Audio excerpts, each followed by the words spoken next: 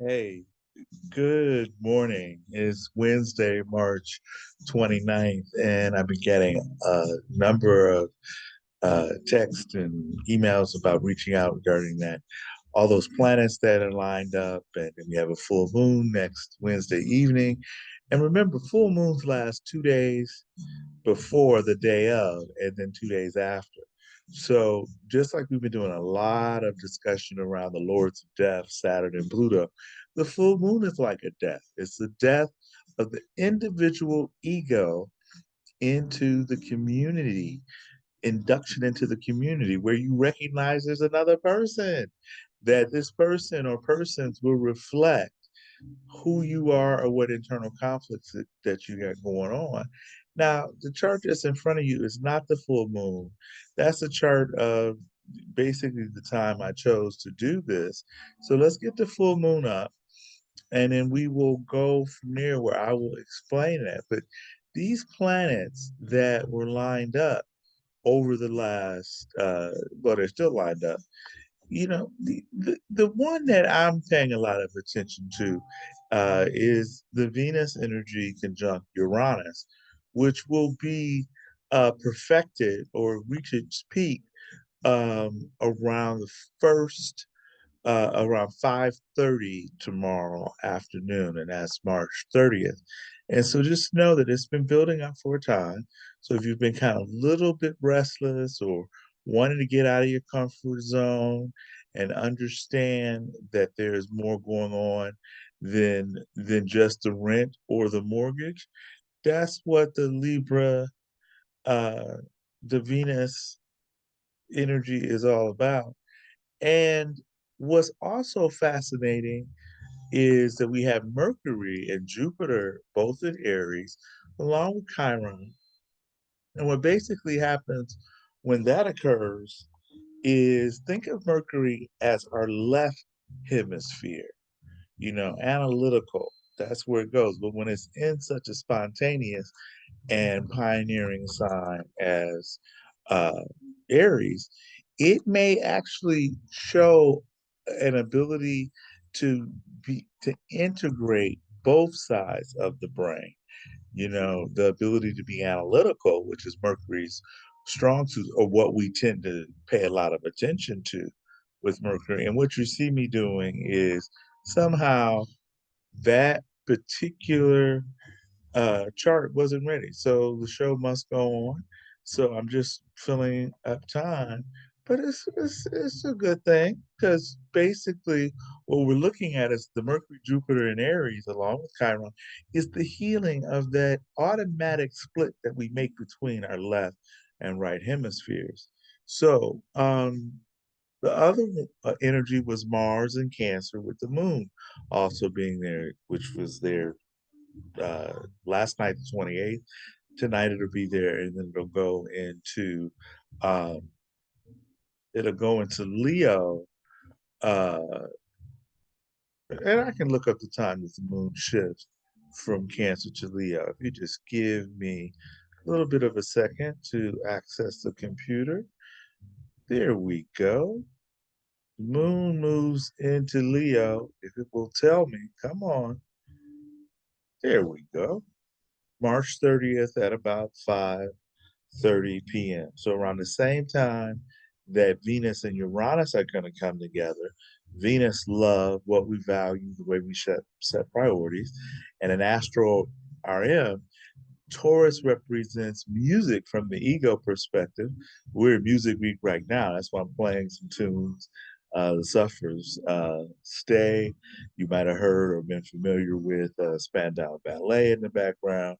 And then the algorithm gives me one of my favorite Rufus and Shaka tunes, uh, Best of Your Heart. So Taurus goes to music from the ego, but from the soul perspective, Taurus is connected to wholeness. So just feel that music giving us that sense that every moment is perfect as it is. So this full moon, let's put that chart back up so we can get a sense of what's happening. Oh, look at that. The moon is at 16, 17 degrees Libra. And look at that sun. The sun is not only in the house or the room, this is the school, and then each one of these numbered rooms is like a classroom. Astrologers traditionally call those houses. But if you look at room number 5, you can see that it's full, and we have the sun conjunct or sharing space with Chiron, and then the other half we're sharing space with Jupiter. Now, Jupiter and Chiron were both fathered by Saturn. Uh, Chiron was rejected, hence the wounded healer centaur, and Jupiter was the one that overthrew his dad. So Jupiter has a sense of I can go against the odds, the spirit of the law. And this full moon is about balancing the I am and we are. The I am of Aries with the we are of Libra. Now, I know a number of astrologers can make the Libra moon transactional. It's the scales on the circle of animals.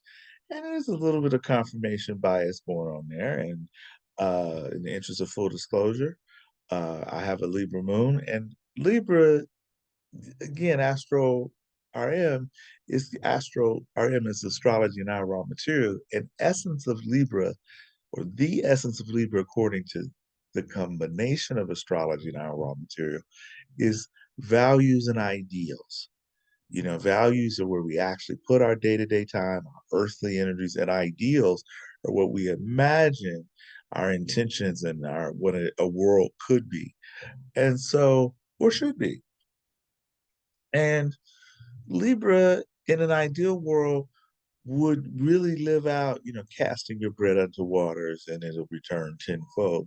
So a lot of times what seems maybe insincere or ingratiating or downright brown nosing is just a hope that the ideal that is true. Now, as Libra moons and even Libra suns, but as Libra ages or matures and becomes more whole or recognizing the holistic moments from moment to moment, Libra doesn't necessarily tailor or have expectations to receive from the individuals to whom they've given. So it's just a kind of a trust in the abundant nature of the cosmos. And with Jupiter part of this full moon, is trusting in the spirit of the law, not necessarily the letter of the law. The letter of the law is more of a Saturnian thing. And with Saturn being in very early Pisces, ruled by merciful and compassionate Jupiter and Neptune, Saturn is here to teach us over the next couple of years to understand uh, how to give compassion, how to look at people not from the letter of the law, but look at them from the spirit of it, the spirit of the relationship or of the connection.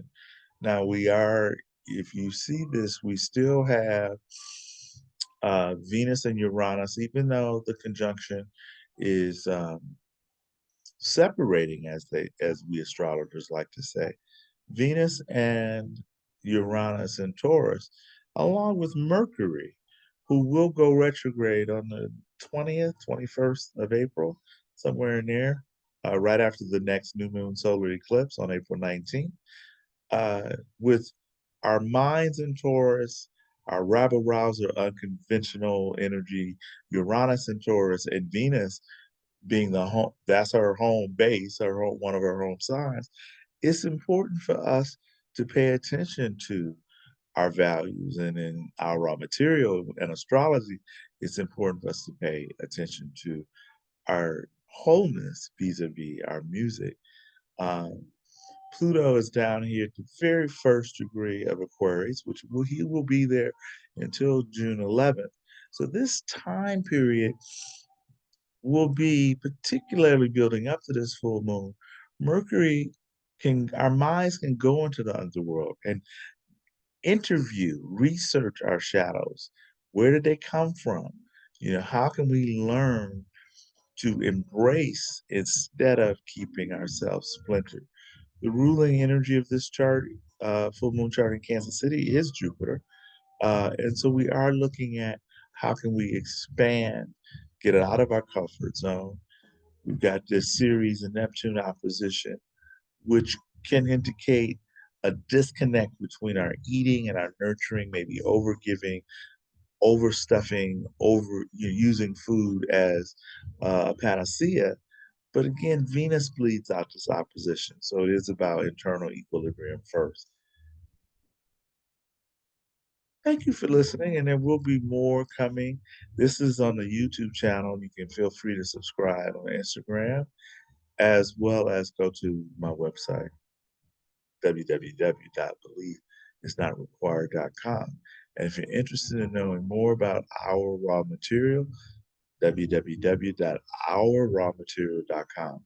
Instagram and YouTube channel is also raw material. This is Juan out. Thank you.